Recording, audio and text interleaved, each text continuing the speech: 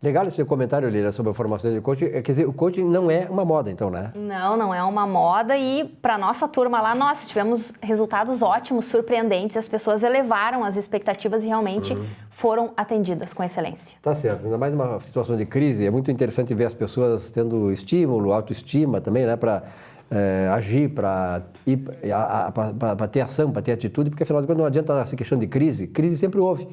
Menor, maior grau e tal, e justamente nas épocas de crise é que se estabeleceram as grandes personalidades, os grandes projetos, né, de desenvolvimento pessoal e também nacional. Bom, e aí, Gustavo, como é que tá? Muito frio ou não?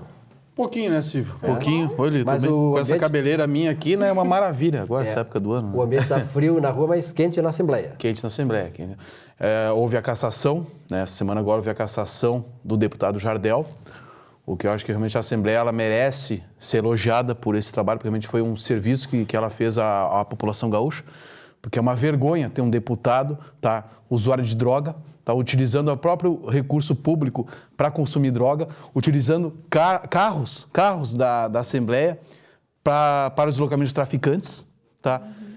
Então, isso é uma vergonha total. Um cidadão que em nada contribuiu para o bem do nosso Estado, em nada contribuiu. Aliás, perdeu uma grande oportunidade, né, de se estabelecer um pouco na vida, porque perdeu tudo, né, por causa da droga, por causa de, enfim, de companhias, enfim, ele se perdeu na vida e teve a oportunidade, a população deu essa oportunidade para ele, enfim, né. Ele não soube aproveitar a oportunidade de destaque, né, para se tornar uma pessoa responsável, na verdade, confundiu as coisas. Exato. A história do Jardel é um pouco trágica, né, realmente ela tem uma conotação trágica, que a gente sabe disso, ou seja, foi um atleta de destaque no Grêmio, isso com certeza ajudou muito na eleição dele, mas por outro lado, quando ele concorreu em 2014, eu digo isso porque eu concorri em 2014, a deputado federal eu concorri, e eu vi uma entrevista dele, ele falando sobre as propostas dele para o Estado, se viesse, no caso, a ser eleito.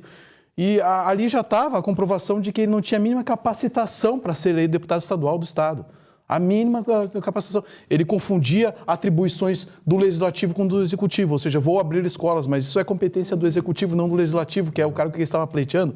Então, quer dizer, querendo ou não, aí a gente volta àquela história, que a população também tem que botar a mão na consciência, porque ela adora criticar os políticos, mas, às vezes, querendo ou não, ela coloca lá um indivíduo que não tem a mínima capacidade para estar ocupando esse cargo e sendo muito bem remunerado para quê? A gente tem que analisar qual é o critério de escolha hoje do nosso eleitor, né? Exato. É o queridinho, é o que faz presença aqui no bairro, é o que faz cachorro-quente para as crianças, aquele que é bonito, mas nós precisamos analisar os bastidores dessa ação. A gente tem que analisar conteúdo e não embalagem. As pessoas se surpreendem muito com embalagem, né? Exato. E depois demitem e depois reclamam por falta de conteúdo, mas na verdade nós estamos errados nessa escolha. Exato. Que ali a gente também vê que fica exposto para nós como os tentáculos do tráfico, ele é forte. Porque um deputado estadual, um representante do povo, utilizando verba que a gente paga para consumir drogas. Inclusive, que esse é outro problema. A questão de prostituição, né, que foi mostrado na TV. Exato, isso, né? Exato.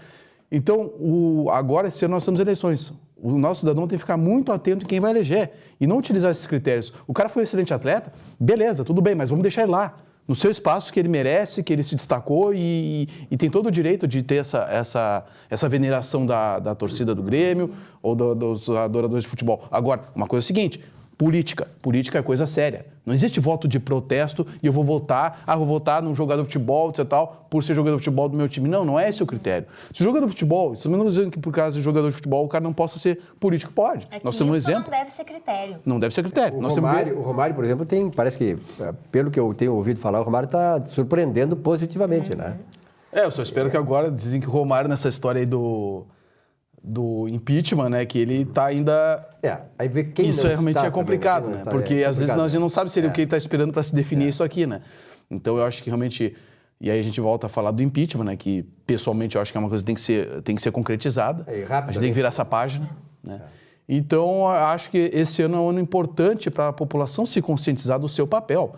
Porque, na real, essa situação que nem aconteceu com o Jardel, que a Assembleia ela tomou a atitude que deveria ser tomada, de caçar o mandato, ela tem que cuidar para que isso não volte a acontecer agora em 2016. E a gente colocar lá gente que a gente vai estar pagando salário, que aliás a gente sabe que não é pouca coisa, o que se ganha com salário e verbas e todos os direitos que tem, não é pouca coisa, para quê?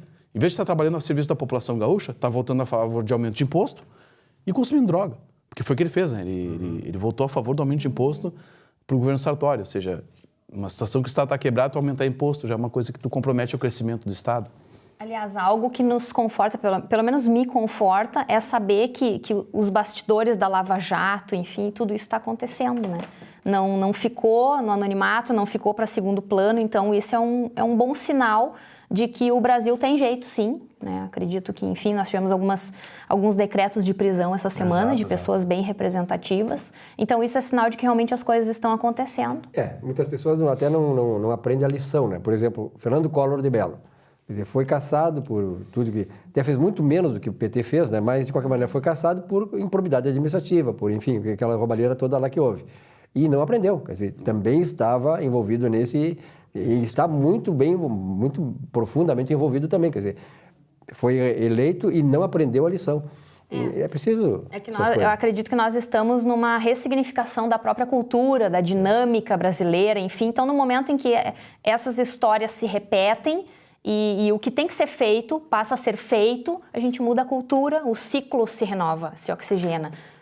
A Lava Jato, isso eu queria deixar claro aqui, falando do telespectador, a Lava Jato é um divisor de águas na nossa história. Com certeza. A gente tem que apoiar a Lava Jato, a gente como sociedade civil, a gente tem que ficar em cima, tá? Porque a gente viu esse caso desses ministros aí envolvidos em escutas duvidosas, tá? Assim, ó, é o momento que a gente tem de passar a política e esse país a limpo. Então, a população tem que ficar muito atenta, muito alerta e pressionar para que o Ministério Público Federal, Polícia Federal, continuem agindo como estão agindo e punindo quem tem que punir, seja de que partido for. Porque aqui ninguém defende bandido de estimação, não, que nem alguns defendem. Aqui, bandido tem que ser punido, corrupto tem que sair da vida pública. Tá certo.